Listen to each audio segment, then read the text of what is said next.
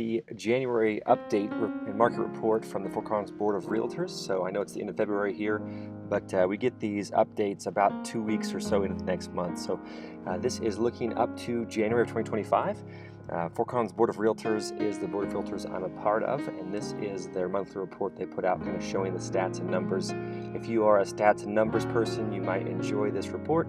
And so again, it's up through the month of January of this year. So we're going to go through it and just kind of work our way through some of the pages, certainly not all of them, but it kind of hits some of the new listings, pending sales, sold data, and whatnot for our general area. This report would include, I think, mainly Fort Collins, Loveland, Greeley, and then everything in the surrounding area from there. So not much further south than, say, like Berthoud or so. That would be a different board that covers those markets. So let's go ahead and work our way through this. Just to orient you with the report, this is single-family activity ownership, new listings, pending sales, and then sold listings. Here we have the first quarter of 2024 January of 2024, 25 in these columns here, and then this is year-to-date in January, year-to-date for 2024, year-to-date in 2025. So we can see percentage of change. We had more listings come up in January of this year than we did last year. More things were under contract by 6% as well. And then finally sold stuff, 21.5% more stuff being sold in January than the year prior.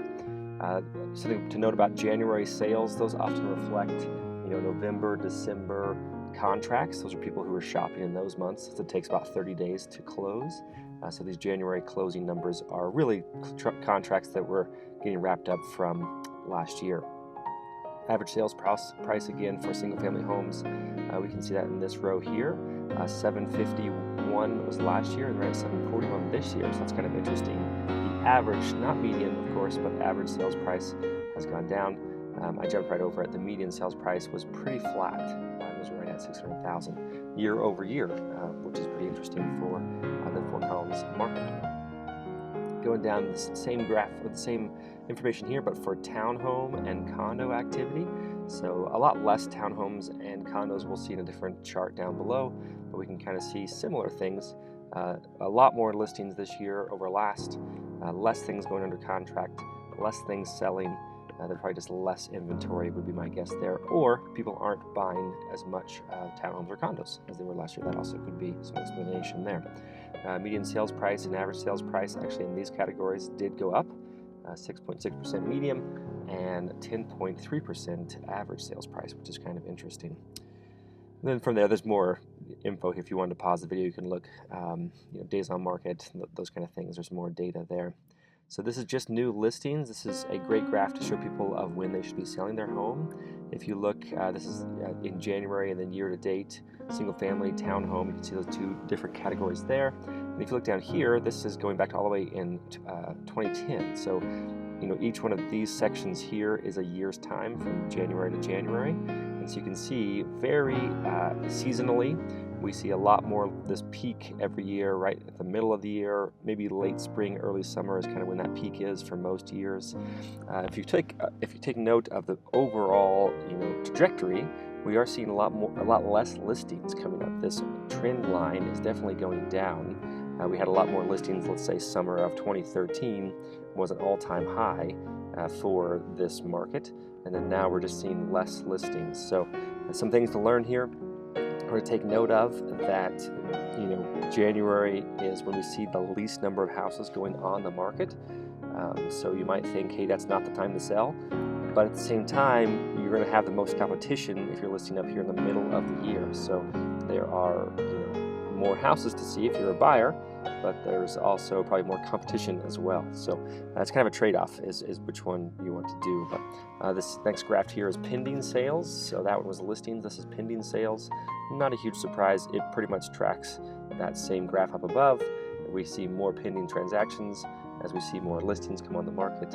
And in the same sense of that last one, we're seeing that there's just less transactions happening overall in these last few years since coming out of COVID. 2020 was kind of a record year for everybody as they were wrapped up in their house. It led into 2021 as well, wanting to get out of their house into a new property. But then we've seen since then a big drop, a significant drop in the number of listings and pending sales. And And then the next graph is the same data for sold, so from pending to sold, and not a huge surprise, it does track. We see less things closing in January, and then a peak of early summer, late spring, and again the same kind of trajectory there. This talks about the median sales price. Again, going back to 2010, we kind of saw a peak right in here, a big jump from 20 to into 22, and it's kind of been pretty flat in my opinion since then. And then average, so instead of median, this is the average sales price historically, looking back all the way to 2010.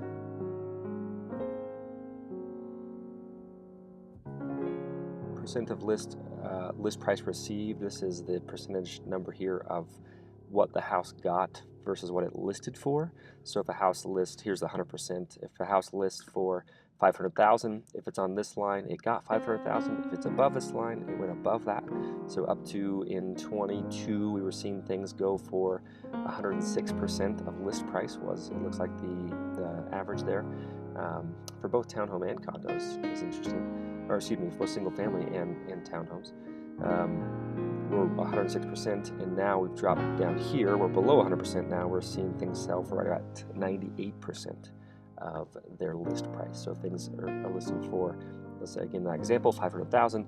Well, whatever 98% of 500,000 is, that's about what they're going for. Another graph, days on market until sale. So this is the days, how long it takes from listing to closing, and we can see this was a COVID peak right there, as nobody was doing any transactions for a few months, and then those days have gone back down, and we can start to see they're really trending back upwards here if we look at January, which is what I'm feeling in the market, but we do have a little bit of spring buzz in real estate as well. Housing affordability index, we can see that that's not gone the right direction, of course, for people. Houses are getting less affordable, which is not a huge surprise considering prices at all-time highs, seemingly, and interest rates at quite high compared to what we've been used to.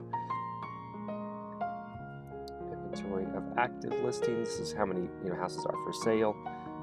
Historical inventory by month. Again, going back to 2010, we can kind of see how many things are available. And then months of supply. A balanced market is 6 months of supply. Was technically is a balanced market. Anything above 6 months of supply is a buyer's market, and anything under 6 months of supply is a seller's market. So you can see this is 5 months right here. So we in Northern Colorado have been a seller's market for a long, long time. You can see we've been under 5 months of supply, and then 2022 when things were really moving and things were hot, it was practically no supply at all, and we're seeing that number go up gradually over time. And we're getting closer to a balanced market. The truth is, since we had been in that world of such low supply for so long, things were getting scooped up really quickly, that once we get a couple months of supply on the market, people feel like suddenly it's switched completely to a buyer's market. In some senses, that's the case. In some senses, it is more of a buyer's market right now. We're seeing more concessions and whatnot just because people are needing help getting their rate bought down. But technically, if we're still under that 6 month supply number, we are technically still in the seller's market, but it just may feel a bit different than it has in the past. All right, and then just all properties here. And then from here, it breaks down pretty quickly into the different the sub-markets. So Greeley, Loveland, Wellington, Fort Collins, Berthoud, and then I guess it does reach down into Boulder. We just don't do as much down in Boulder or Longmont. So not all agents list their homes in this, in Iris up here, the MLS for Northern Colorado. So this data just may be a little skewed because they might be using a different MLS down in Denver.